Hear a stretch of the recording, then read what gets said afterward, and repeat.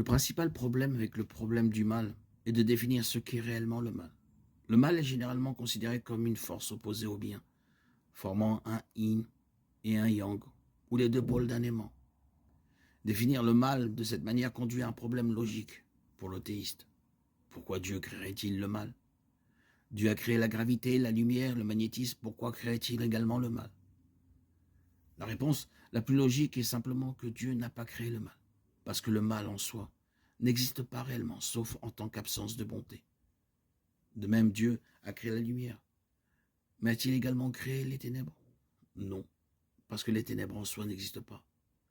L'obscurité est simplement un terme que nous utilisons pour désigner un manque relatif de lumière. Elle est entièrement définie en termes de privation, l'absence de quelque chose d'autre. Il en va de même pour la chaleur physique. La chaleur est un terme utilisé pour décrire le mouvement des atomes et des molécules. Lorsqu'un objet est froid, il a simplement moins de mouvement moléculaire, relativement parlant. Au zéro absolu, tout mouvement moléculaire s'arrêtant complètement théoriquement. On ne peut pas faire plus froid que cela, car il n'y a aucun moyen d'ajouter plus de froid. On ne peut que retirer de la chaleur. Et lorsque toute la chaleur a disparu, c'est tout ce qu'on peut faire.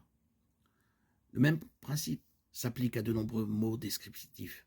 Des termes tels que court ou mince sont tous des références à l'absence relative d'autre chose.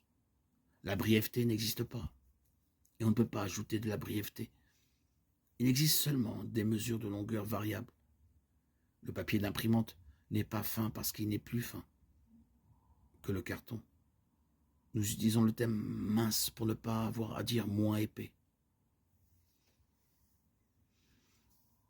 En réalité, les nombres négatifs ne peuvent pas avoir de racine carrée, mais il existe des endroits dans les équations avancées où c'est un raccourci pratique. Un exemple mathématique est le nombre zéro. Le terme zéro fait littéralement référence à ce qui n'existe pas. C'est une référence à rien, à l'absence de quelque chose. C'est pourquoi ajouter ou soustraire zéro n'entraîne aucun changement. Multiplier zéro n'entraîne toujours aucun rien, et diviser par zéro est une contradiction logique. Le zéro est-il réel? Dans le sens où c'est un terme que nous pouvons comprendre et qui a une utilité, oui. Mais bien sûr, zéro n'existe pas dans un sens tangible. Il est littéralement défini comme l'absence de quelque chose, de tout d'autre. En mettant toutes ces pensées ensemble, on peut donc en dire autant du mal. Le terme a un sens et une utilité. Mais nous n'avons pas à supposer qu'il s'agit d'une chose réelle, tangible et créée. Le mal est un terme relatif utilisé pour désigner tout ce qui s'écarte de la volonté ou de la perfection morale de Dieu. Le mal est le manque de bonté.